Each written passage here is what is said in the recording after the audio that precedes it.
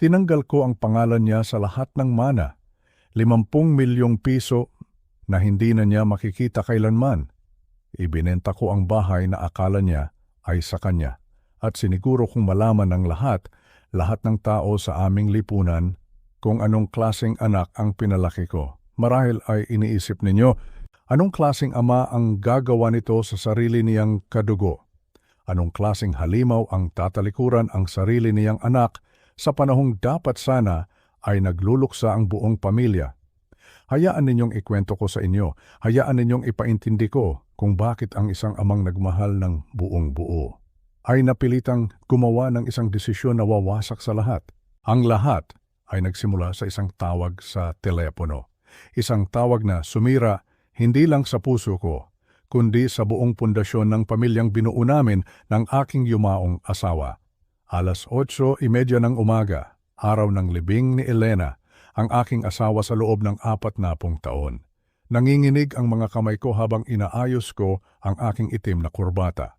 Ang bawat sulok ng aming bahay ay sumisigaw ng kanyang pangalan. Ang tasa ng kape niya na may bakas pa ng lipstick sa gilid. Ang kanyang salamin sa pagbabasa na nakapatong sa tabi ng telepono. Ang amoy ng kanyang pabango na tila nananatili pa rin sa hangin. 40 taon, isang buong buhay at sa isang iglap nawala ang lahat. Kailangan kong tawagan si Paulo, ang aming nag-iisang anak, ang prinsipe ng aming buhay. Kailangan niyang malaman na magsisimula ang seremonya sa 11:30. Siya ang dapat na isa sa mga magbubuhat ng kabaong ng kanyang ina. Iyon ang nararapat. Denial ko ang numero niya. 4 na ring bago niya sinagot. Ang boses niya, garalgal, halatang kagigising lang. Hello? Paulo, anak, si Papa ito. Sinubukan kong patatagin ang boses ko. Ang libing ni Mama magsisimula ng 11:30. Ngunit ang narinig ko mula sa kabilang linya ay hindi katahimikan, kundi musika. Malakas na musika, tawanan, at ang boses ng asawa niyang si Bea na sumisigaw tungkol sa mga dekorasyon. Nagubo si Paulo. Sinabi ko na sa iyo kahapon, birthday party ni Bea ngayong gabi. Ilang buwan na naming pinlano to. Ang mga salita niya parang yelong ibinuhos sa aking kaluluwa. Humigpit ang hawak ko sa telepono. Paulo, libing ng nanay mo ngayon. Isa lang ang nanay mo. At doon sinabi niya ang mga salitang hinding-hindi ko malilimutan habang ako'y nabubuhay. Ang mga salitang nagpabago ng lahat. Pa, sabi niya, na may halong inis sa kanyang boses. Hindi na natin maibabalik si Mama, pero ang birthday ng asawa ko, minsan lang sa isang taon. Hindi ako nakapagsalita. Ang katawan ko ay nanigas, minsan lang sa isang taon. Iyon pala ang halaga ng kanyang ina. Ang babaeng nagluwal sa kanya, nag-aruga sa kanya sa loob ng 35 taon, ang babaeng nagtrabaho ng 2 shift sa isang restaurant para lang mapag-aral siya sa magandang universidad. Ang babaeng isinubo na lang sana sa bibig niya, ibinigay pa sa kanya. Ang lahat ng sakripisyo, ang lahat ng pagmamahal, tinumbasan lang ng isang birthday party. May caterer na kami pa. Nagsiset up na yung banda. Maiintindihan mo naman, di ba? Hindi ko na siya sinagot. Ang tanging narinig ko na lang ay ang dial tone. Ibinaba niya ang telepono. Ganoon lang. Naupo ako sa tabi ng telepono, nakatitig sa salamin ni Elena. Sa loob ng 3 minuto, wala akong ginawa kundi ang huminga. Sa loob ng 3 minutong iyon, namatay ang isang bahagi sa akin, ang bahagi na umaasa pa, ang bahagi na nagmamahal pa bilang isang ama. Kinuha ko ang programa para sa libing. Nakasulat doon ang pangalan niya, Paulo Santos, pallbearer.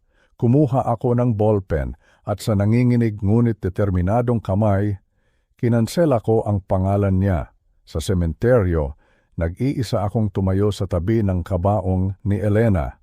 Ang mga kaibigan namin, ang mga kapitbahay, ang mga kamag-anak, lahat sila nandoon. 23 tao ang nagbigay galang sa aking asawa. Ngunit ang nag-iisang anak niya, wala.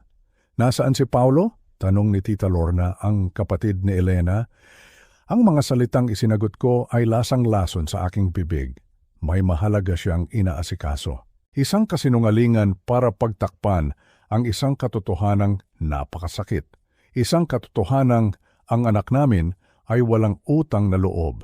Walang utang na loob. Iyan ang salitang paulit-ulit na umaling-awngaw sa isip ko habang pinapanood kong bumagsak ang lupa sa makintab na kahoy ng kabaong.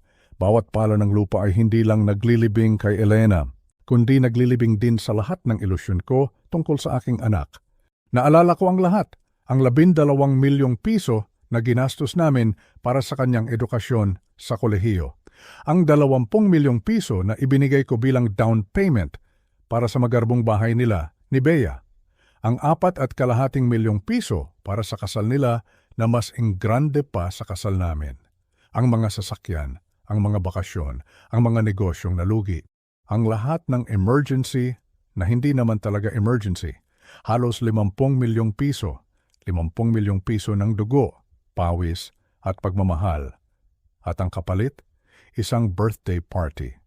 Habang nagmamaneho ako pa uwi, ang mga kamay ko ay halos bumaon na sa manibela sa sobrang higpit ng hawak. Ang upuan sa tabi ko, kung saan laging nakaupo si Elena, ay isang malaking espasyo ng kawalan. Ngunit sa gitna ng matinding sakit, may ibang umusbong sa loob ko. Hindi na ito simpleng kalungkutan. Isang malamig at matigas na determinasyon. Ang pagluluksa ko ay tapos na. Ang pagiging ama na nagbubulag-bulagan ay tapos na. Hindi niya inirespeto ang kanyang ina. Hindi niya ako inirespeto. Itinuring niya kami na parang isang bangko na walang katapusan ng pondo. Isang ATM na pwedeng i-withdraw kahit anong oras. Hindi. Kung ganoon ang tingin niya sa akin bilang isang transaksyon, kung ganoon, bibigyan ko siya ng isang transaksyon na hindi niya malilimutan. Hindi ito paghihiganti. Hindi.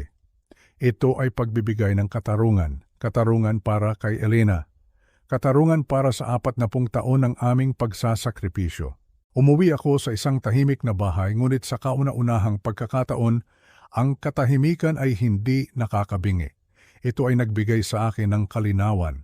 Binuksan ko ang aking calculator, inilabas ko ang lahat ng dokumento, ang lahat ng bank records. Ang anak ko, akala niya tapos na ang lahat sa pagbaba niya ng telepono. Ang hindi niya alam, dun palang nagsisimula ang lahat. Bago tayo magpatuloy sa kwento, mangyaring mag-subscribe sa ating channel at iwan niyo po sa comment section kung taga saan po kayo at anong oras ninyo ito pinapakinggan. Maraming salamat po. Pagka-uwi ko mula sa sementeryo, ang bahay na minsan ay puno ng buhay at tawanan ay naging isang malamig at malawak na espasyo ng katahimikan. Ang bawat bagay na nakikita ko ay isang paalala kay Elena at sa buhay na aming pinagsaluhan. Ang kanyang tsinelas sa tabi ng aming kama, ang librong binabasa niya na nakapatong pa rin sa maliit na mesa na may nakatuping pahina, ang amoy ng kanyang nilutong adobo na tila nanunuot pa rin sa mga pader ng kusina. 40 taon.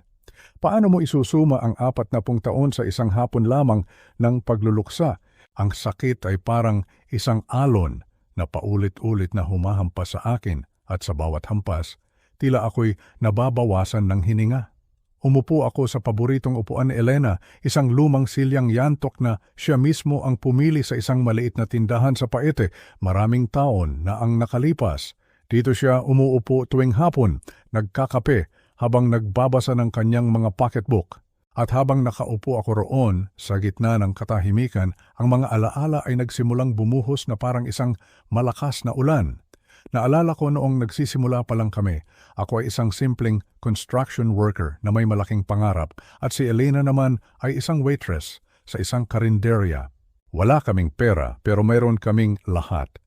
Mayroon kaming pagmamahal at mayroon kaming mga pangarap para sa aming magiging pamilya. Nang isilang si Paulo, ang aming mundo ay umikot sa kanya. Bawat ngiti niya ay tagumpay, bawat iyak niya ay aming alalahanin. Ipinangako namin sa isa't isa na ibibigay namin sa kanya ang buhay na hindi namin naranasan. Isang buhay na maginhawa, isang buhay na walang pag-aalala. At iyon ang naging sentro ng aming pagsisikap. Nagtayo ako ng sarili kong maliit na construction company. Nagsisimula sa mga maliliit na kontrata, mga pagkukumpuni ng bubong at pagpipintura ng mga bahay. Nagtatrabaho ako mula umaga hanggang gabi, minsan ay Sabado at Linggo pa. Si Elena naman, kahit na sinabi kong tumigil na siya sa pagtatrabaho, ay kumuha pa rin ng extra shifts. Para ito sa pag-aaral ni Paulo, lagi niyang sinasabi, habang marahan niyang hinihimas ang likod ko kapag pagod na pagod akong umuuwi. Ang aming mga sakripisyo ay nagbunga. Unti-unting lumago ang kumpanya. Mula sa maliliit na pagkukumpuni, nakakuha kami ng kontrata para magtayo ng mga bahay hanggang sa mga maliliit na gusali. Nakalipat kami sa isang mas malaking bahay sa isang disenteng subdivision. Napag-aral namin si Paulo sa isa sa mga pinakamahusay na pribadong paaralan sa Maynila. At sa bawat tagumpay niya, sa bawat medalya na kanyang isinasabit sa leeg, ang aming mga puso ay punong-puno ng pagmamalaki. Ito iyon. Ito ang bunga ng aming paghihirap. Ngunit habang lumalaki si Paulo, tila may nagbabago.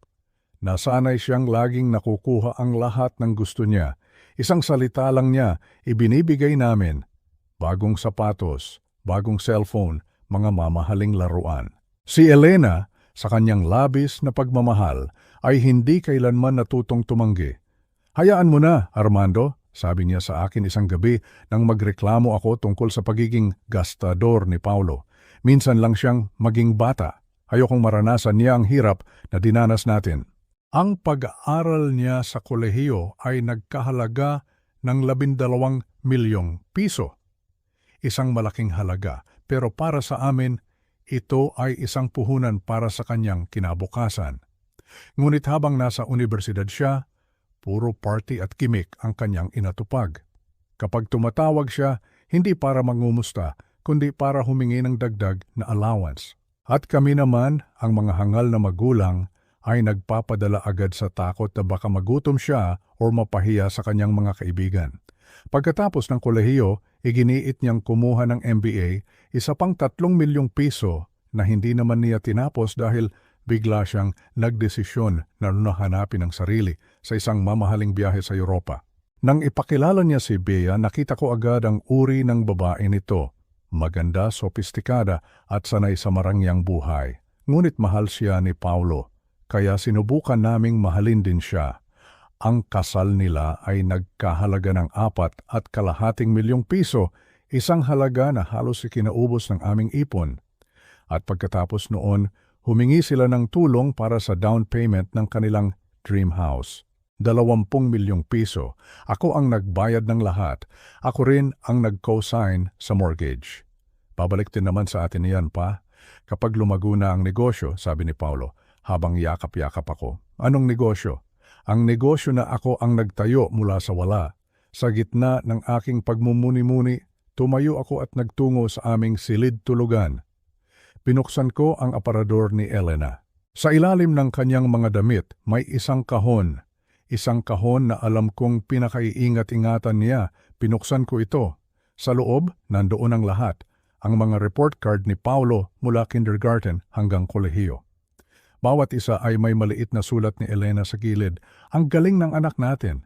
So proud of our brilliant boy.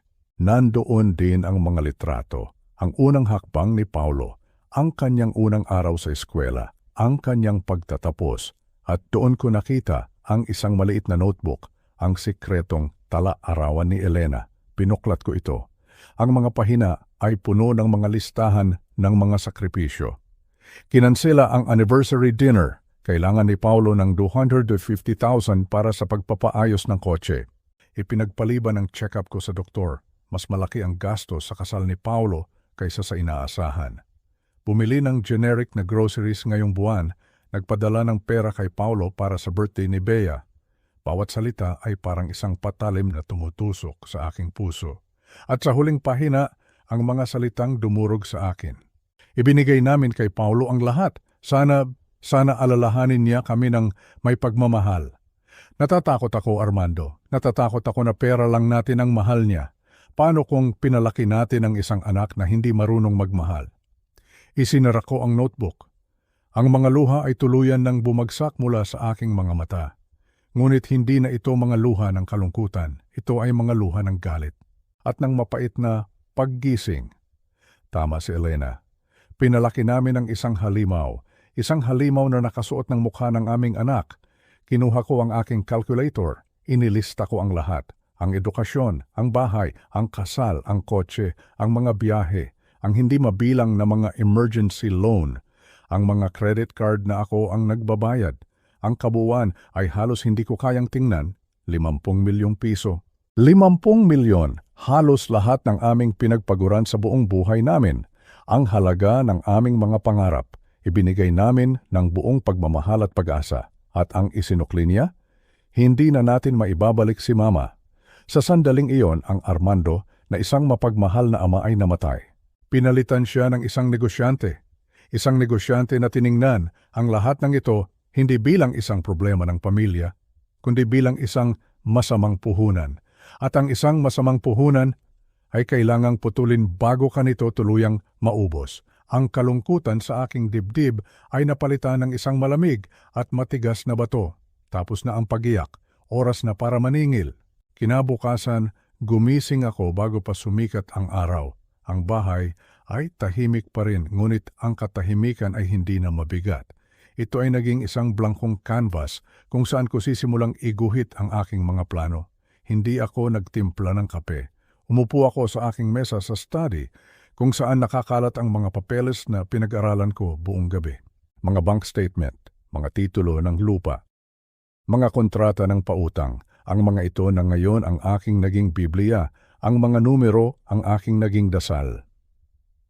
Sa loob ng 35 taon, ang buhay ko ay umikot sa pagbibigay. Pagbibigay ng oras, pagbibigay ng pagod, pagbibigay ng pera. Ngayon ang lahat ay magbabago. Ngayong araw, matututo akong tumanggi at ang pagtangging iyon ay magiging mas malakas kaysa sa lahat ng oo na ibinigay ko sa buong buhay ko.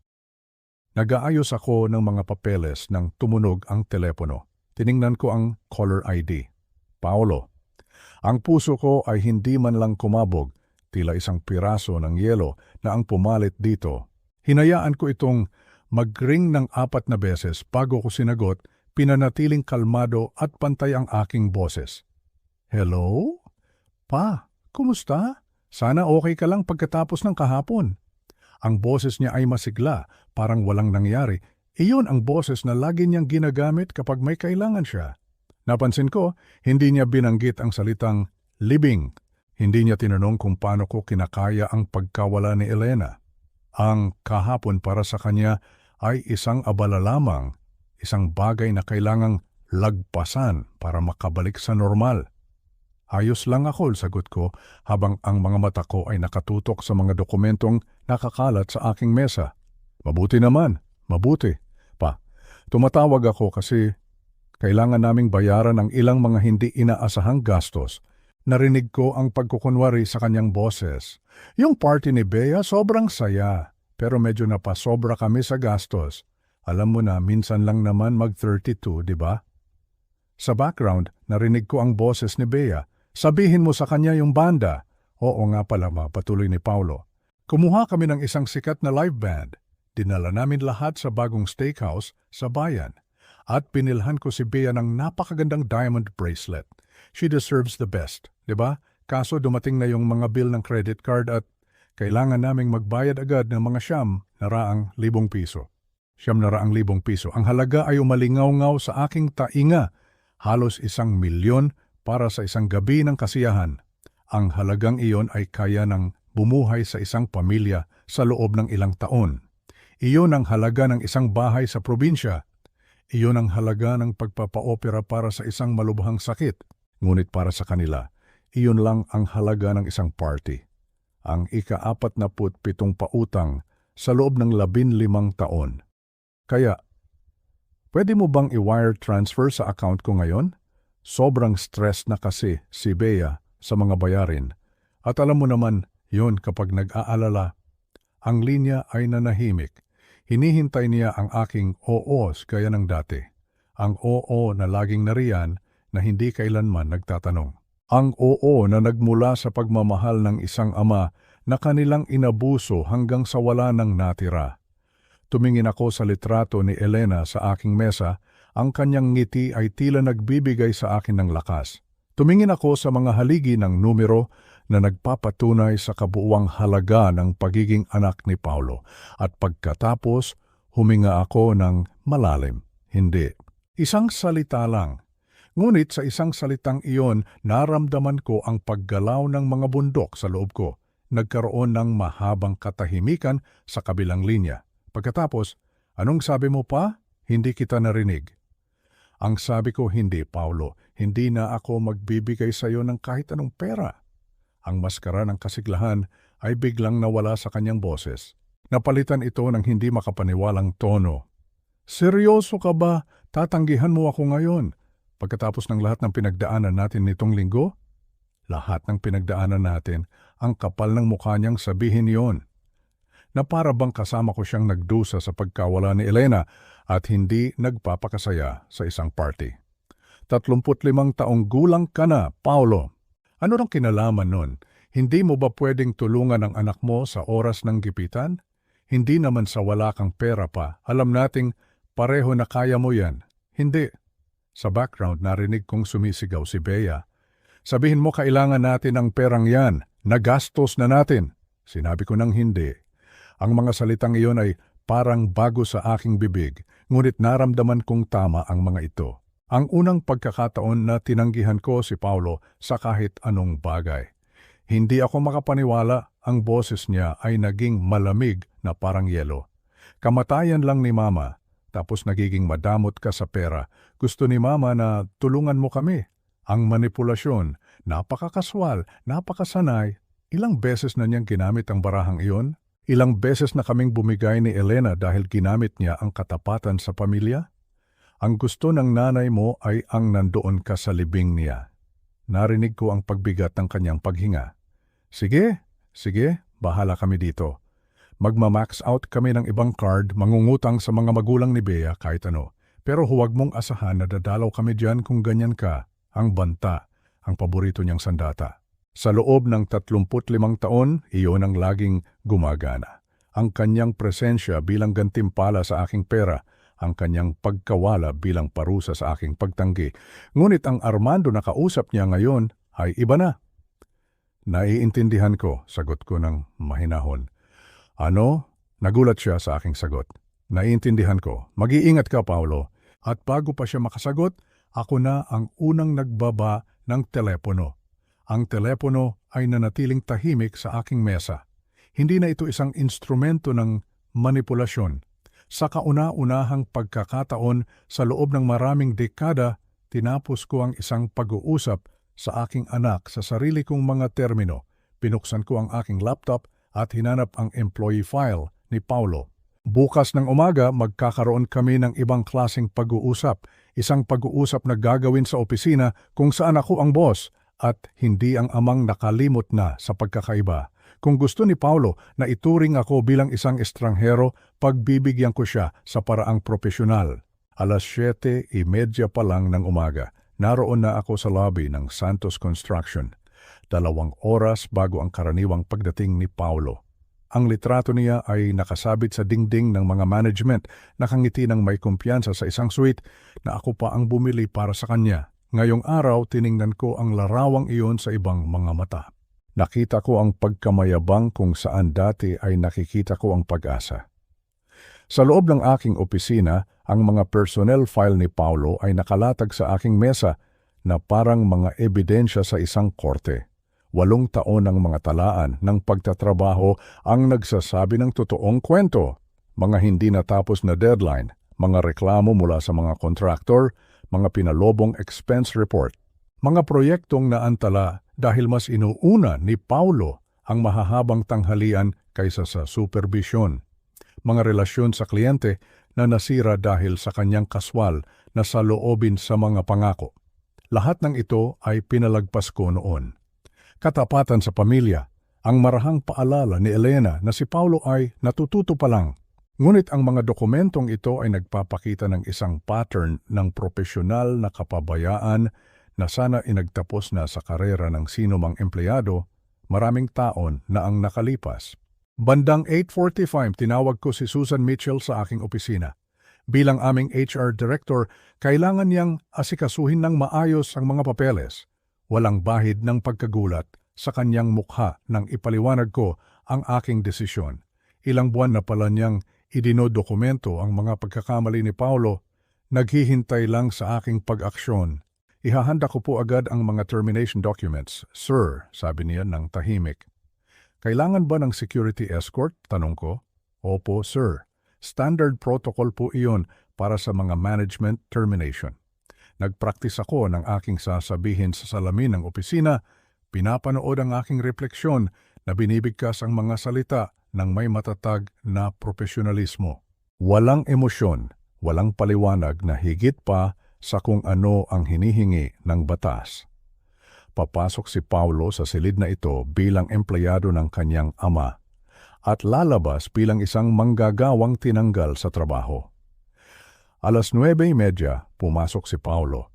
15 minuto ng huli, nakikipagbiruan pa sa receptionist tungkol sa kanyang pagbawi mula sa party ni Bea. Ang kanyang tawa ay umaling-awangaw sa lobby habang ang ibang mga empleyado ay nerbyosong sumusulyap sa aking saradong pinto. Huminto pa siya sa coffee machine. Walang kamalay-malay sa bagyong paparating. Paulo, pumunta ka sa opisina ko. Agad, ang boses ko sa intercom ay may bagong awtoridad. Sige pa, kunin ko lang tong kape ko. Ngayon, Paulo, ang katahimikang sumunod ay nagsabi sa akin na narinig niya ang pagbabago. Ang kanyang mga yapak ay dahan-dahang lumapit, mas mabigat kaysa sa dati. Nang buksan niya ang aking pinto at makita si Susan na naghihintay na may mga papeles, ang kanyang ngiti ay naglaho. Pat ang formal naman yata, sinubukan niya ang kanyang karaniwang kaswal na tono, ngunit ang kawalan ng katiyakan ay gumapang sa kanyang boses. Nanatili akong nakaupo, magkalapat ang mga kamay sa mesa. Paulo, ang iyong trabaho sa Santos Construction ay tinatapos na, epektibo ngayong araw. Ang kanyang tawa ay pilit, nakakatawa pa. Ano ba talaga ito? Inilipat ko ang mga termination paper sa makintab na ibabaw ng mesa. Pakibasa ang mga dokumentong ito at pumirma kung saan nakalagay. Ang mga papel ay tila nag-aapoy sa kanyang mga daliri habang dinadampot niya ang mga ito. Ang kanyang mga mata ay mabilis na tumakbo sa mga legal na salita. Ang kanyang mukha ay unti-unting namumutla. Hindi ka pwedeng maging seryoso. Pamilya natin tong negosyo. Ang desisyong ito ay batay sa iyong work performance at professional conduct. Ang boses ko ay nanatiling pantay parang sa isang negosyante. Ang iyong posisyon ay inalis na dahil sa restructuring. Ito ay dahil sa tawag kahapon, di ba? Bahagyang pumiyok ang kanyang boses. Tingnan mo pa, sorry na sa pera, pwede nating ayusin to. Ang security ay sasamahan ka para kunin ang iyong mga personal na gamit. Ang kilos ni Paulo ay nagbago mula sa hindi makapaniwala tungo sa desperasyon. Hindi ito gugustuhin ni Mama. Alam mong hindi niya ito gugustuhin. Yumuko siya pasulong, sinusubukang gamitin ang guilt na laging gumagana noon. Pindot ko ang security button. Ito ay isang desisyon sa negosyo, hindi personal. Si Mike Thompson, ang hepe ng aming security, ay lumitaw sa pintuan. Ang mukha ni Paulo ay namula ng matanto niya na ang kahihiyan ay totoo. Ang mga katrabaho ay nagtipon sa hallway. Pinapanood ang anak ng kanilang dating amo na inilalabas na parang isang karaniwang kriminal. Pakiusap. Ang huling apela ni Paulo habang kinukuha ang kanyang tasa ng kape at ang litrato ni Bea sa kanyang mesa. Isipin mo kung ano ang ibig sabihin nito. Tiningnan ko siya sa mata sa unang pagkakataon sa buong engkwentro. Naisip ko na. Sa bintana ng aking opisina, pinanood ko siyang isakay ang kanyang kaawa-awang koleksyon ng mga personal na gamit sa kanyang kotse. Nang lumingon siya sa gusali sa huling pagkakataon, tumalikod ako. Bigla, pumukas ng malakas ang pinto ng opisina. Pumasok si Bea na parang isang buhawi, ang buhok niyang perpektong nakaayos ay bahagyang ginulo ng hangin. Sumunod si Paulo sa likuran, mukhang hiyang-hiya at talunan. How dare you humiliate Kyle like this? Sigaw ni Bea, itinuturo ang isang mapanumbat na daliri sa akin. Nanatili akong nakaupo. Ito ay isang pribadong lugar ng trabaho, sabi ko ng mahinahon. Kailangan mong umalis. Ang kanyang mukha ay lalong namula. Karapatan namin ang severance pay. At least 6 months. You owe us. Si Paulo ay isang at-will employee, sagot ko. Walang severance na kinakailangan. Ang mga atake ni Bea ay naging personal. Mahihiya si Elena sa ginagawa mo sa anak niya. Nasisiraan ka na yata, isang matandang bitter na ibinubunto ng lungkot sa amin. Pindot ko muli ang security button. Dumating si Mike na may kasamang 2 pang guwardya. Kukunin namin ang parte namin sa mana ni Elena. Karapatan ni Paulo ang kalahati ng lahat, sigaw niya. Iniwan sa akin ni Elena ang lahat. Ang simpleng katotohanan ay pansamantalang nagpatahimik sa kanya. Imposible! Hindi ako aalis dito, sigaw ni Bea habang papalapit ang mga security. Pag nanakaw to, pang-aabuso. Ang kanyang paglaban ay malakas at nakakahiya. Ang buong opisina ay narinig ang kanyang mga banta at akusasyon habang siya ay inilalabas sa lobby. Nang mawala ang ingay, si Paulo ay naiwang mag-isa sa akin. Ang kanyang huling emosyonal na manipulasyon ay dumating sa isang bulong. Ako na lang ang pamilyang natitira sa iyo. Ang mga salitang iyon ay dapat sanang dumurog sa akin. Sa halip, nilinaw nito ang lahat. Tiningnan ko ang estrangherong ito na nagsuot ng mukha ng aking anak sa loob ng 35 taon at sinabi ang katotohanang kailangan niyang marinig. Hindi, isa ka na lang taong dati kong naging anak. Ang mukha ni Paulo ay gumuho. Umalis siya ng walang isa pang salita. Mag-isa sa aking opisina, naramdaman kong bahagyang nanginginig ang aking mga kamay. Ang pinakamahirap na bahagi ay tapos na. Tumingin ako sa litrato ni Elena. Sana naiintindihan mo. Pinuksan ko ang aking computer at naghanap ng mga abogado para sa estate planning. Oras na para simulan ang susunod na yugto. Kinabukasan matapos ang eksena sa opisina, ang galit sa aking dibdib ay nagsimulang humupa at ang naiwan ay isang malinaw at matatag na layunin. Hindi sapat na tanggalan sila ng trabaho at pinansyal na suporta. Ang mga iyon ay mga sanga lamang ng isang malaking puno. Ang kailangan kong putulin ay ang ugat. Ang ugat ng kanilang pag-asa, ang paniniwala na sa huli, ang lahat ng pinaghirapan namin ni Elena ay mapupunta pa rin sa kanila. Ang mana, ang salitang iyon na matagal nilang hinintay. Ang salitang iyon na itinuring nilang karapatan at hindi isang pribilehiyo. 2:30 ng hapon, pumasok ako sa lobby ng isang mataas na gusali sa Makati. Ang opisina ni Attorney Reyes, ang aming abogado at matalik na kaibigan sa loob ng 20 taon, ay nasa pinakatuktok na palapag.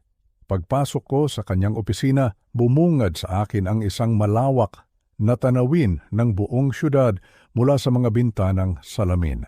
Ang lahat sa loob ay nagsasabi ng kapangyarihan at kaayusan mula sa mga makakapal na libro ng batas na nakahanay sa mga estante hanggang sa malaking mahogany na mesa. Si Robert or Bert, sa aming magkakaibigan, ay tumayo para salubungin ako. Ang kanyang mukha ay puno ng pag-aalala. Siya ang humawak ng huling habilin ni Elena. Siya ang tumulong sa akin sa pagpapatayo ng kumpanya. Alam niya ang lahat ng aming pinagdaanan. Armando, kumpare, kumusta ka na? Ang kanyang boses ay may tunay na simpatya. Umupo ako sa silyang katapat ng kanyang mesa, bitbit ang isang leather briefcase. Tinanggihan ko ang alok niyang kape. Wala akong oras para sa mga formalidad. Bert, kailangan kong gumawa ng ilang pagbabago sa aking estate plan. Sabi ko ng direkta. Ang ekspresyon ni Bert ay naging profesional. Siyempre pare, normal lang na i-update ang mga benepisyaryo pagkatapos ng pagpanaw ni Elena. Tiningnan ko siya ng diretso sa mata. Hindi Bert. Pinuksan ko ang aking briefcase at inilabas ang mga dokumento. Tatanggalin ko si Paulo sa lahat. Ang mga salitang iyon ay parang isang malakas na suntok na tumama kay Bert. Ang kanyang profesional na tindig ay bahagyang nanghina habang pinoproseso niya ang aking sinabi. Armando, kailangan kong maintindihan kung ano ang nag-udyok sa desisyong ito. Bilang abogado mo, obligasyon kong siguraduhin na malinaw ang iyong pag-iisip. Kinalma ko ang aking sarili at isinalaysay ko sa kanya ang lahat, ang tawag sa telepono noong araw ng libing. Ang eksaktong mga salita ni Paulo tungkol sa birthday party ni Bea.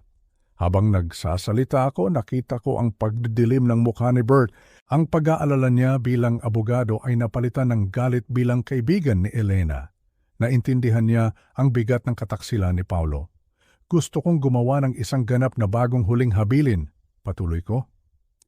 Ang pangunahing benepisyaryo ay ang Elena Santos Memorial Foundation. Yumuko si Bert. Ang kanyang atensyon ngayon ay nakatuon sa mga legal na implikasyon. Armando, sigurado ka ba dito? Kailanman ay hindi naging mas sigurado ako sa anumang bagay sa buong buhay ko. Inilatag ko ang aking buong pananaw. Ang pundasyon ay magbibigay ng mga scholarship para sa mga mahihirap ngunit matatalinong mga bata na gustong mag-aral. Magpopondo ito ng pananaliksik para sa cancer, ang sakit na kumuha kay Elena. Susuportahan nito ang mga layuning malapit sa puso ng aking asawa. Si Paulo, idiniin ko, ay tahasang hindi isasama kasama ang sino mang magiging anak o apo niya sa hinaharap. Habang idinedetalye ko ang istruktura ng pundasyon, nakita ko ang paghanga sa mga mata ni Bert.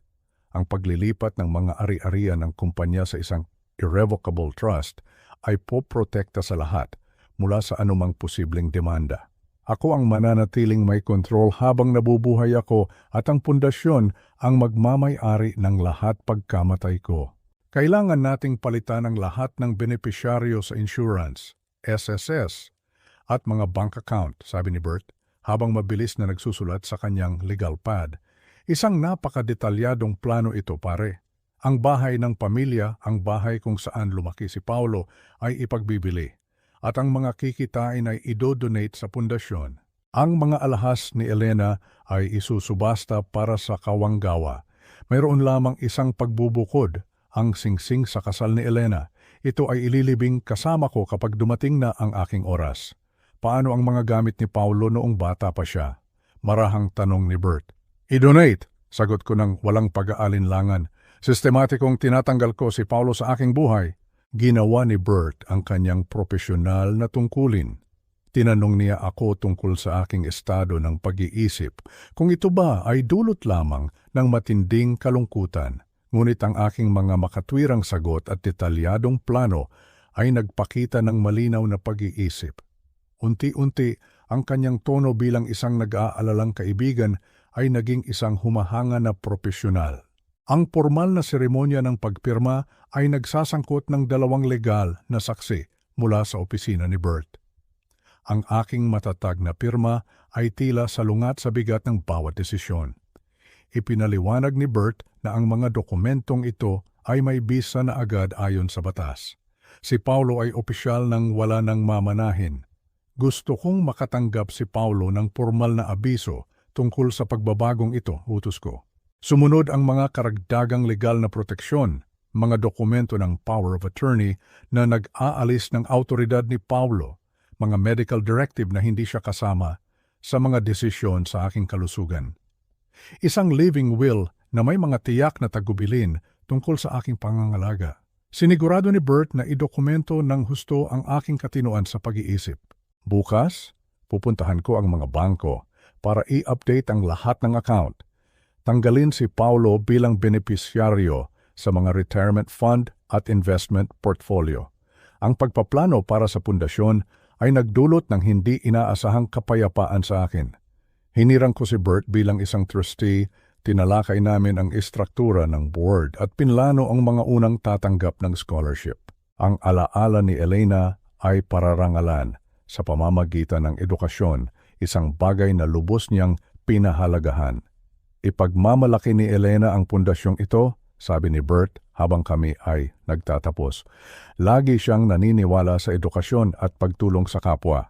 Sa kauna-unahang pagkakataon sa loob ng ilang araw, naramdaman ko ang tunay na kasiyahan sa halip na malamig na determinasyon. Naintindihan ni Bert na hindi ito paghihiganti, ito ay katarungan. Ang aking pagbabago mula sa isang nagluluksa na ama tungo sa isang may layuning pilantropo ay kumpleto na. Nagkamayan kami sa labas ng opisina ng batas. Tiningnan ko ang aking telepono. 3 missed calls mula kay Paulo. Ang unang senyales na nagsisimula na siyang matanto ang kabigatan ng kanyang sitwasyon. Binura ko ang mga voicemail ng hindi pinakikinggan at naglakad patungo sa aking sasakyan. Ang susunod na yugto ay naghihintay na. Ang eleganteng lobby ng San Lorenzo Country Club ay sumalubong sa akin na may pamilyar na karangyaan. Ang mga panel na gawa sa mahogany, mga chandelier na kristal, at mga oil portrait ng mga nagtatag na miyembro ay lumikha ng isang kapaligiran ng lumang pera at mga itinatag na halaga. Bilang treasurer ng buwanang pagpupulong ng board, 15 taon na akong naglalakad sa mga pasilyong ito. 12 miyembro ng board ang nagtipon sa paligid ng makintab na mesa ng komperensya, tinatalakay ang mga karaniwang negosyo ng club bago ang aming opisyal na pagpupulong. Lumapit sa akin si William Hayes, ang aming board president, na may tunay na simpatya. Armando, napakaganda ng serbisyo para kay Elena. Tiyak na matutuwa siya. Salamat sa mga bulaklak, William. Magalang kong sagot. Si Patricia Morton, ang kapatid ni Elena at isang matagal ng miyembro, ay sumali sa aming pag-uusap. Ang kanyang mga mata ay may bakas pa rin ng kalungkutan. Hinahanap ko si Paulo noong serbisyo, Armando. Nasaan ba siya? Ang tanong na inaasahan ko. Ang tanong na magsisimula ng lahat. Huminto ako sandali pagkatapos ay nagpasya na ang katotohanan ay mas magsisilbi sa alaala ni Elena kaysa sa diplomasya. Tumingin ako sa mga mata ni Patricia at sa iba pang mga miyembro na ngayon ay nakikinig. Pinili ni Paulo na hindi dumalo sa libing ng kanyang ina. Ang nakakagulat na katahimikan ay kumalat na parang mga alon sa tubig. Namutla ang mukha ni Patricia. Anong ibig mong sabihin na pinili niyang hindi dumalo? Ibinigay ko ang eksaktong mga salita ni Paulo. Sinabi niya na mas mahalaga ang birthday party ng asawa niyang si Bea. Ang nakikitang pagkasuklam sa mga mukha ng mga miyembro ng board ay nagsabi sa akin ng lahat tungkol sa kanilang mga pinahahalagahan, mga halaga na tinalikuran ni Paulo. Ang asawa ni William, si Nancy, ay nagkataong nakikinig mula sa pasilyo.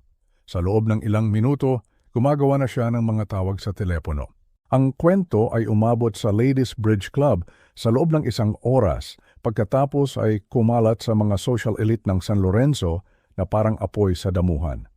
Ang chismis sa aming komunidad ay hindi lamang simpleng usapan. Ito ay isang mekanismo ng lipunan para magbigay ng hatol. Umuwi ako nang hindi alam ang lawak ng social storm na aking pinakawalan. Ang unang epekto ay tumama kay Bea kinabukasan. Ang kanyang yoga instructor sa eksklusibong studio ay nakiusap sa kanya na umalis sa kalagitnaan ng sesyon. Mas gusto namin ang mga miyembro na may mga pagpapahalaga sa pamilya. Ang malamig na paliwanag. Ang imbitasyon para sa tanghalian ni Paulo sa country club ay binawi sa pamamagitan ng isang magalang ngunit matatag na tawag sa telepono. Ang kanilang regular na mesa sa paborito nilang restaurant ay biglang naging permanenteng hindi magagamit. Ang pagkalito ni Bea ay naging lumalaking galit habang lumilinaw ang pattern. Noong Sabado ng umaga, dumating ang pinaka-nakakahiyang sandali ni Paulo. Ang kanyang golf foursome ay gumawa ng mga halatang dahilan at maagang umalis. Ang manager ng pro shop ay nagmungkahi na baka mas magiging komportable si Paulo sa ibang lugar. Naglakad siya papunta sa kanyang kotse ng mag-isa na intindihan na alam na ng lahat ang tungkol sa libing. Ang karanasan ni Bea sa pamimili sa isang mamahaling butik ay dumurog sa kanyang natitirang mga ilusyon. Ang malamig na pagtanggap ng mga sales associate ay pumalit sa mga tao ng mainit na serbisyo. Ang kanyang credit application para sa isang bagong card ay naharap sa mga mahiwagang pagkaantala. Iminungkahi ng manager na baka mas gusto niyang mamili sa ibang lugar.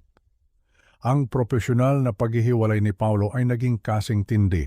Ang mga interview sa trabaho ay kinansela ng walang paliwanag.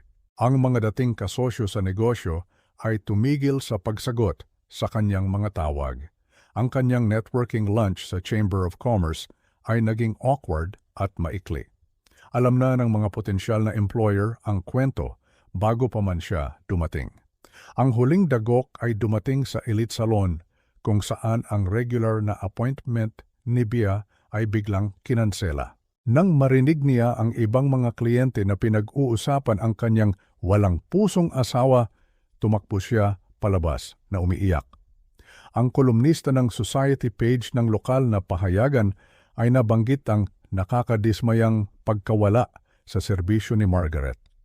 Ang mga miyembro ng kongregasyon ng simbahan ay nagpahayag ng hayagang hindi pagsang-ayon. Ang mga dating kaibigan ay umiiwas kina Paulo at Bea sa mga pampublikong kaganapan. Ang mga desperadong pagtatangka ni Paulo na ipaliwanag ang sitwasyon ay hindi pinakinggan. Ang kanyang mga sinasabi na pinalalaki ko lang ang mga bagay-bagay ay sinalubong ng pangkalahatang hindi paniniwala. Ang mahigpit na komunidad ng San Lorenzo ay nagbigay na ng kanilang hatol. Ang breakdown ni Bea ay hindi maiiwasan. Kinumpronta niya si Paulo tungkol sa kanilang nasirang reputasyon. Hinihiling na ayusin niya agad ang sitwasyon. Nang aminin ni Paulo na hindi niya alam kung paano, nagbanta siyang iiwan siya kung hindi bubuti ang mga bagay-bagay. Narinig ko ang tungkol sa mga social consequences na ito mula sa iba't ibang source. Nararamdaman ang kasiyahan na ang hustisya ay natural na inihahatid. Ang mga halaga ng aming komunidad ay naaayon sa aking sarili, katapatan sa pamilya, paggalang sa mga patay, pangunahing dangal ng tao. Nilabag ni Paulo ang lahat ng ito. Ang komunidad ay pinararangalan ng alaala ni Elena sa pamamagitan ng pagtanggi sa mga hindi gumalang dito. Tumunog ang aking telepono habang nag-aalmusal. Ang boses ng bank manager ay may profesional na pag-aalala.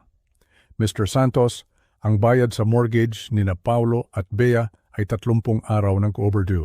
Kayo pa rin po ang guarantor ng loan, tama po ba? Huminto ako, isinasaalang-alang ang mga implikasyon. Gusto kong mag-schedule ng meeting bukas ng umaga para pag-usapan ang mga pagbabago sa aking mga garantiya.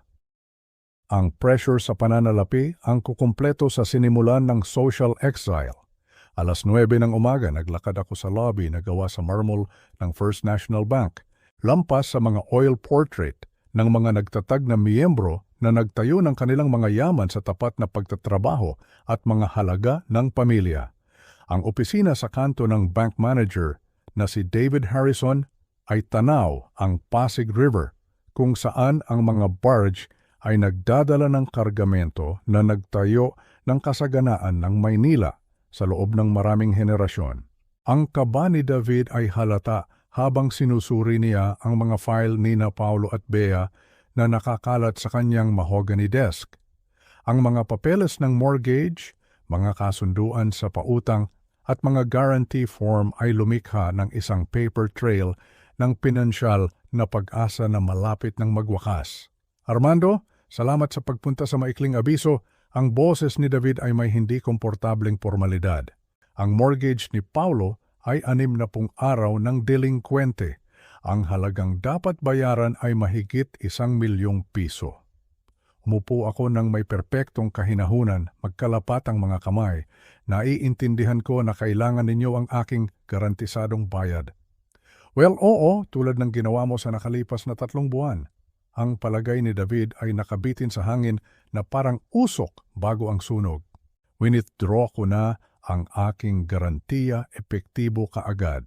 Namutla ang mukha ng bangkero. Hindi ko maintindihan. 8 taon mong ginagarantiyahan ng pautang na ito. Iniharap ko ang mga paunang inihandang legal na dokumento mula sa opisina ni Attorney Reyes. Makikita mo na ang lahat ay nasa ayos, 30 araw na abiso tulad ng kinakailangan ng batas. Si David ay desperadong tumawag sa legal department ng bangko habang tahimik akong nanonood ng trapiko sa umaga na tumatawid sa tulay, isang tulay na hindi mabilang na beses naming nilakad ni Elena. Ang boses ng abogado sa speakerphone ay kinumpirma ang kinatatakutan ni David. Ang aking pag-withdraw ay perpektong legal. Nangangahulugan ito na kailangan naming simulan ang mga foreclosure proceedings, mahinang sabi ni David. Naiintindihan ko. Pakiusap, pabilisin ang proseso. Samantala, sa kabilang panig ng bayan, tinitiis ni Paulo ang kanyang ika-10 interview sa trabaho sa loob ng 2 linggo. Ang malamig na pagtanggap ng tagapanayam ay sumunod sa isang pattern na natutunan na niyang asahan. Ang kanyang mga inihandang paliwanag tungkol sa paghahanap ng mga bagong hamon ay nahulog sa mga bingi na tainga na narinig na ang kwento ng libing. Salamat sa iyong oras, Mr. Santos. Tatawagan ka na lang namin. Ang magalang na pagpapaalis ay may bigat ng katapusan. Ang lumalaking desperasyon ni Paulo ay makikita sa kanyang mga balikat na nakayuko habang naglalakad siya patungo sa kanyang luma ng Toyota. Ang BMW ay narepossess noong nakaraang buwan. Nang hapong iyon, natuklasan ni Bea ang krisis sa credit card sa isang mamahaling department store. Ang kanyang platinum card ay tinanggihan para sa isang simpleng pagbili, isang maskara, para palitan ang iniyakan niya. Siguradong may pagkakamali, sabi niya sa nahihiyang sales associate. Ang kanyang galit na tawag sa kumpanya ng credit card ay nagbunyag ng katotohanan. Ang inyong co-signer ay nag-withdraw ng kanyang garantiya. Ang account ay suspendido habang hinihintay ang buong bayad ng natitirang balanse. Ang pampublikong kahihiyan ni Bea ay lumalim habang pinapanood siya ng ibang mga customer na nakikipagtalo sa customer service. Ang malinaw na katotohanan ay tumama sa kanya. Sistematikong inalis ni Armando ang bawat financial safety net na kanilang itinuring na didomeno. Umuwi sina Paulo at Bea at natagpuan na ang kuryente ay naputol na. Ang abiso ng kumpanya ng kuryente ay binanggit ang mga hindi nabayarang bill na nagkakahalaga ng mahigit 50,000 piso. Ang kanilang unang gabi sa liwanag ng kandila ay naging isang biglaang aralin sa katotohanan. Si Bea ay paikot-ikot sa kanilang madilim na sala, ang kanyang mga designer heels ay kumakalansing sa sahig na gawa sa kahoy. Inaakusahan si Paulo na sinira ang kanilang buhay. Ang kanyang mahinang pagtatangka na sisihin ako sa pagiging mapaghiganti ay sinalubong ng kanyang lumalaking pagka-hysterical. Ayusin mo ito o aalis ako, deklara niya nang may kamandag. Ang mga desperadong aplikasyon ni Paulo para sa pautang ay agad na tinanggihan. Ang kanyang debt-to-income ratio ay naging imposible ng walang matatag na trabaho. Ang mga maxed out na card ni Bea ay hindi nag-alok ng tulong. Sa unang pagkakataon, pinag-usapan doon nila ang bangkarota nang may tunay na takot. Ang garage sale ng kanilang mga mamahaling gamit ay nagdulot ng kaawa-awang kita. Ang mga regalo sa kasal na nagkakahalaga ng libo-libo sa mga bisita ay naibenta sa halagang ilang daan. Ang mga dating kaibigan ay nagdaan ngunit hindi huminto.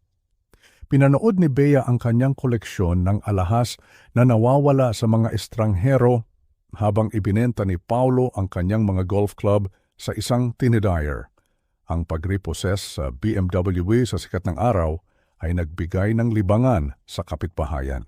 Ang kahihiyan ni Paulo ay kumpleto na habang tinatanggal niya ang mga personal na gamit sa ilalim ng walang pasensyang pagbabantay ng repuman.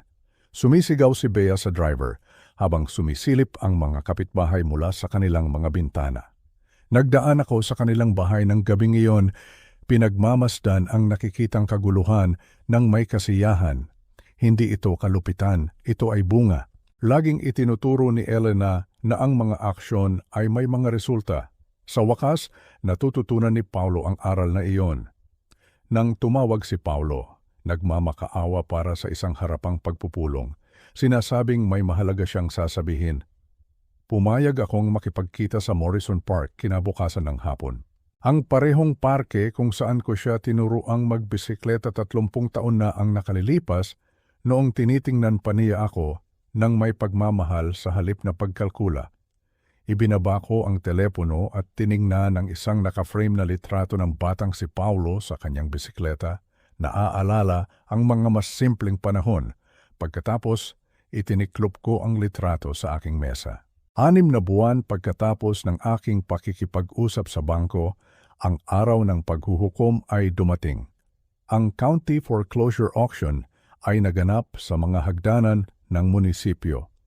Pinanood ko ang lahat mula sa kabilang kalye. Sa loob ng aking itim na sedan, ang mga bintana ay bahagyang nakabukas para marinig ang bawat salita.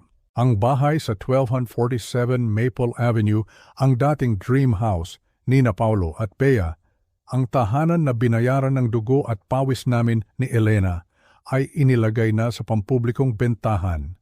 Ang auctioneer ng county ay binasa ang legal na description ng ari-arian ng may burokratikong katumpakan.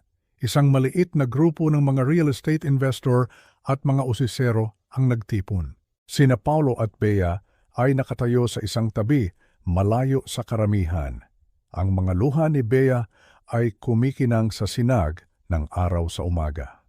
Sa pamamagitan ng aking binoculars, pinanood ko ang kanilang huling kahihiyan na nagaganap. Ang panimulang tawad ay 16 na milyong piso para sa 4-bedroom colonial na ito, anunsyo ng auctioneer. Isang babae na nakasuot ng navy blue na business suit ang kumpiyansang nagtaas ng kanyang kamay. Si Paulo ay desperadong sinusubukang kilalanin siya habang may ibinubulong kay Bea. Umabot sa 18 milyon ang tawaran at 2 na lang ang natitirang kalahok, ang misteryosong babae at isang lokal na kontraktor. Nang dumating si Attorney Reyes at tumango sa babae, ang lumalaking hinala ni Paulo ay nagkristal sa isang nakakagulat na katotohanan. Abogado yan ni Papa. Narinig kong bulong niya kay Bea. Ang kanyang boses ay narinig sa tahimik na karamihan. Ang hindi paniniwala ni Bea ay narinig. Hindi niya gagawin yan. Hindi niya kaya. Ang desperadong pagtatangka ni Paulo na lapitan ng misteryosong bidder ay pinigilan ng seguridad ng munisipyo. Ang subasta ay nagpatuloy ng may mekanikal na kahusayan habang ang mundo ni Paulo ay gumuho sa real time. 18 milyon at 900,000, sabi ng babae na naka-navy blue. Going once, going twice, sold. Ang mga binti ni Paulo ay bumigay. Ang sigaw ni Bea, bahay namin yan, ay umalingaw-ngaw sa mga pader ng munisipyo habang ang gavel ng auctioneer ay nagtakda ng kanilang kapalaran. Lumabas ako sa aking kotse at naglakad patungo sa mga hagdanan ng munisipyo. Ang aking presensya ay nagdulot ng kumpletong pag-unawa kay Paulo sa kabuuang saklaw ng aking 6 na buwang estratehiya, ang pag-withdraw ng garantiya, ang perpektong tiyempo, ang halaga ng bid na eksaktong kinakalkula para tumugma sa balanse ng mortgage. Lahat ay isinagawa ng may katumpakan ng isang negosyante. Ang misteryosong bidder ay nagpakilala bilang si Susan Mitchell, ang aking pinagkakatiwala ang sekretarya na kumikilos bilang ahente para sa bagong tatag na Mitchell Holdings LLC. Natumba si Paulo papunta sa akin sa nanginginig na mga binti, ang kanyang basag na boses ay halos hindi marinig. Paano mo nagawa ito sa amin? Tiningnan ko siya ng walang emosyon. Wala akong ginawa, sagot ko ng mahinahon. Ang bangko ang gumawa niyan. Hindi ninyo binayaran ang inyong mga utang.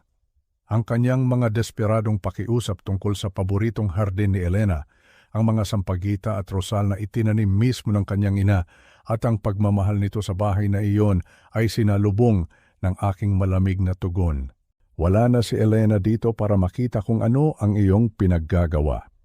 Ang huling pag-atake ni Bea ay dumating bilang isang mabangis na paglusob, sumisigaw ng mga akusasyon tungkol sa elder abuse at mental incompetence. Idinokumento ni Attorney Reyes ang kanyang pagka-hysterical habang inilalayo siya sa akin ng seguridad. Ang buong eksena ay nagbigay ng perpektong ebidensya ng kanilang tunay na pagkatao. 2 linggo pagkatapos, ang moving truck na dumating sa kanilang dating tahanan ay mukhang kaawa-awa sa kaliitan para sa kanilang dating buhay. Inihagis ni Bea ang mga damit sa mga maleta nang may marahas na galit habang maingat na binabalot ni Paulo ang isang kristal na plorera ni Elena. Ito na lang ang huling regalo na nag-uugnay sa kanyang ina. Ang kanilang mga dating kapitbahay ay nanood mula sa kanilang mga bintana ngunit walang nag-alok ng tulong. Ang pagtitiwalag sa lipunan ay kumpleto na. Nang gabing iyon, sa gitna ng mga kahon at kaguluhan, dumating ang ultimatum ni Bea. Narinig ko ang kwento mula kay Tita Lorna na nakibalita mula sa isang kapitbahay. Hindi ko na kayang mabuhay ng ganito, Paulo, sabi raw ni Bea. Ang boses ay walang anumang pagmamahal. Inamin niya na nakikipag-usap na siya sa kanyang dating nobyo, ang may-ari ng isang chain ng restaurant. Nagpakasal ako sa isang mayamang pamilya, Paulo. Hindi dito. Ang kanyang huling malupit na mga salita ang pinakamasakit. Tama pala ang tatay mo tungkol sa atin. Iniwan niya si Paulo ng gabing iyon. Kinugol ni Paulo ang kanyang huling gabi mag-isa sa walang laman na bahay. Naglalakad sa mga silid na puno ng mga alaala ng mas magagandang panahon. Sa drawer ng kusina, isang lugar na bihirang buksan, natagpuan niya ang isang nakatagong sulat mula kay Elena. Isinulat ito maraming taon na ang nakalipas, marahil para sa isa sa kanyang mga kaarawan. Paulo, anak, tandaan mo na mahal ka namin, anuman ang mangyari. Sa kauna-unahang pagkakataon, ang tunay na mga luha ng pagsisisi ay bumagsak mula sa kanyang mga mata habang naiintindihan niya kung ano ang tunay niyang nawala. Hindi ang pera, hindi ang bahay, kundi ang pamilya. Natanggap ko ang mga susi mula kay Susan Mitchell nang may tahimik na kasiyahan. Ang aking desisyon na i-renovate ang bahay at i-donate ito sa isang karapat-dapat na pamilya sa pamamagitan ng pundasyon ay kukumpleto sa bilog. Ito ang hustisya na aaprubahan ni Elena. Nang gabing iyon, tumawag si Paulo mula sa isang payphone sa labas ng isang murang motel na putol na ang kanyang cell service. Nagring ang telepono sa aking bahay, ngunit nang makita ko ang pangalan ni Paulo sa caller ID, hinayaan ko itong pumunta sa voicemail. Ang huling paghaharap ay maaaring maghintay. Hahayaan ko muna siyang malunod sa dagat ng mga kahihinatnan na siya mismo ang lumikha. Kailangan niyang marating ang pinakailalim bago siya magkaroon ng anumang pagkakataon na umahon muli. Dumating si Paulo sa aking pintuan bandang 7:30 ng gabi sa isang malamig na gabi ng Nobyembre, 3 buwan, pagkatapos niyang mawala ang bahay. Ang kanyang daliri ay nag-hover sa ibabaw ng doorbell sa loob ng 1 buong minuto. Habang pinapanood ko siya mula sa bintana ng sala, pinag-iisipan kung bubuksan ko ba. Sa wakas, nang buksan ko ang pinto, hindi ko siya inimbitahan sa loob. Ang hitsura ni Paulo ay ikinagulat ko. Hindi ahitado, nakasuot ng lukot na damit at maong, tumatak sa kanya ang 5 taon sa loob lamang ng 6 na buwan. Ang kanyang halatang pagbaba ng timbang at talunang tindig ay lubos na kabaligtaran ng kanyang dating kayabangan. Ang mga mata niya na dati puno ng kumpiyansa ay ngayon ay puno ng pagod at desperasyon. Pop!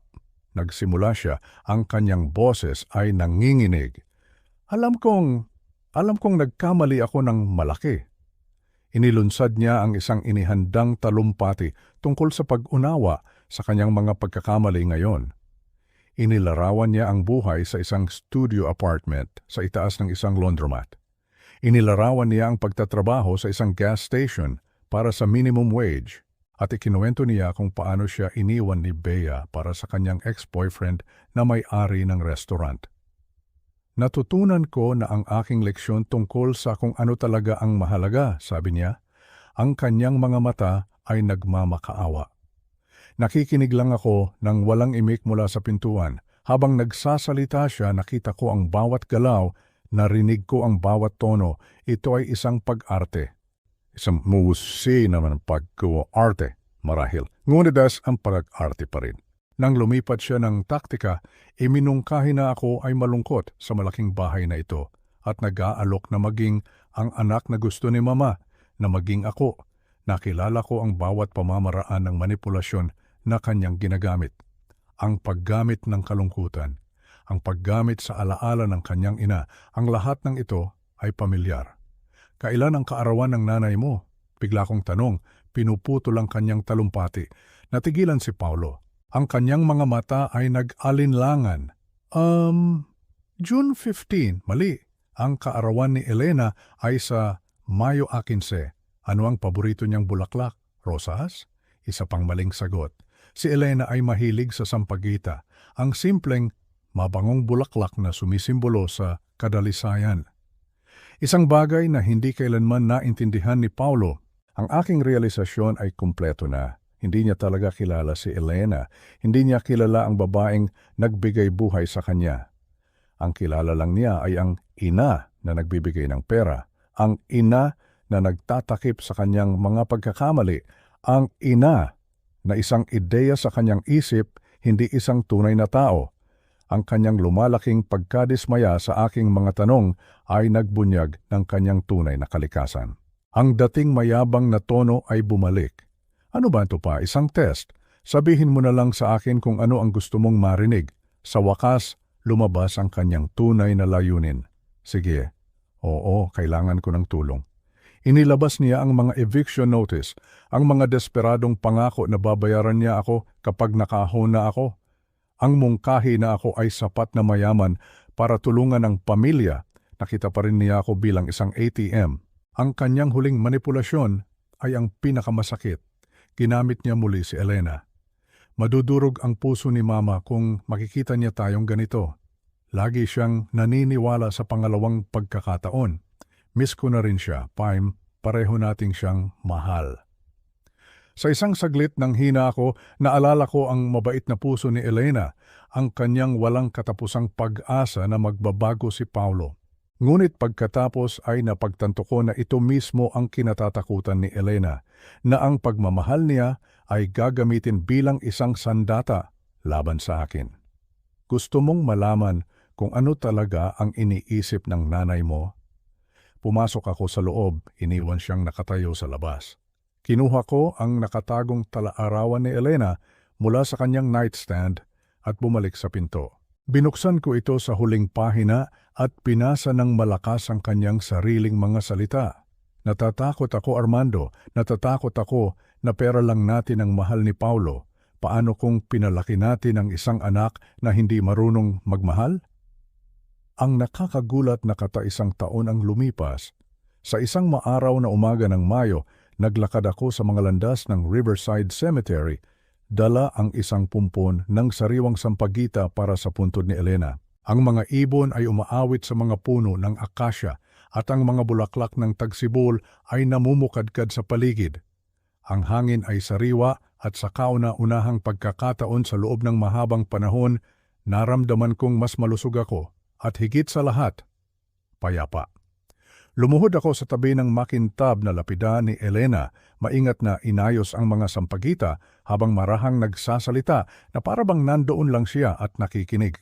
Ikinuwento ko sa kanya ang tungkol sa unang taon ng Elena Santos Memorial Foundation. Ikinuwento ko kung paano nakapagbigay ng 20 scholarship sa mga karapat-dapat na estudyante, mga kabataang katulad natin noon na puno ng pangarap ngunit kapos sa yaman. Ibinulong ko sa kanya na nakapag-donate na tayo ng 12 milyong piso para sa pananaliksik sa cancer sa kanyang pangalan.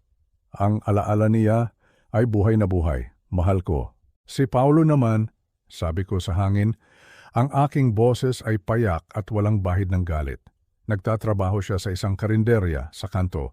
Hiwalay na sila ni Bea. Si Bea, ikinasal na muli sa may-ari ng restaurant. Iniulat ko ito na parang isang katotohanan lamang.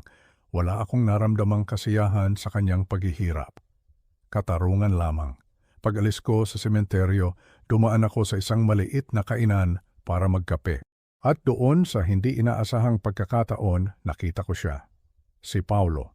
Nasa likod siya ng counter, nakasuot ng unipormeng may mantsa.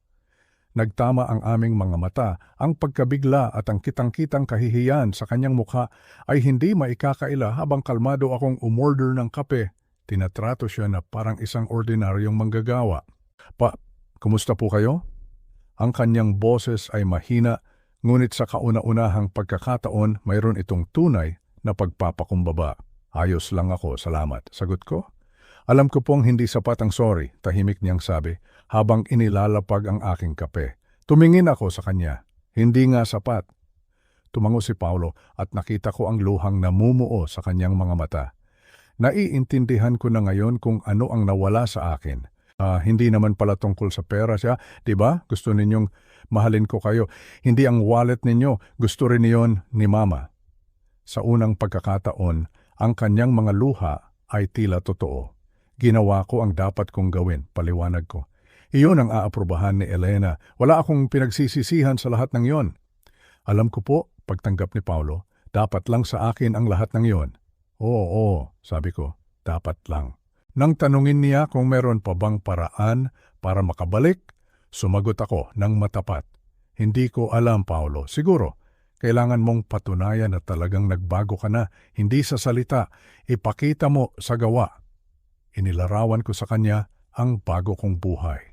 Ang pagboboluntaryo sa community center, ang mga bagong kaibigan, ang mga pananghalian tuwing linggo kasama ang pamilya Johnson na ang anak na babae ay nakatanggap ng scholarship mula sa pundasyon. Nabanggit ko si Grace, isang mabait na byuda mula sa aming simbahan.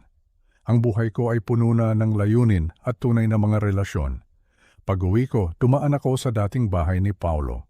Nakita ko ang pamilya Ramirez na ginawa itong isang tahanan na puno ng pagmamahal at pasasalamat.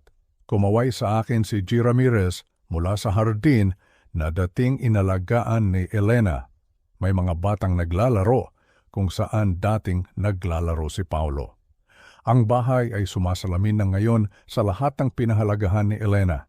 Nang gabing iyon, habang naghahanda ako ng hapunan, nag-iisa ngunit hindi malungkot, tumunog ang telepono. Si Grace tumatawag tungkol sa aming mga plano sa katapusan ng linggo. Ngumiti ako. Ang unang tunay na kaligayahan mula nang mamatay si Elena. Nakatayo sa hardin sa paglubog ng araw, habang pinupungusan ang mga rosal ni Elena, naramdaman ko ang kapayapaan ng isang taong lumaban para sa katarungan at nanalo. Tapos na, mahal ko, nakamit na natin ang katarungan.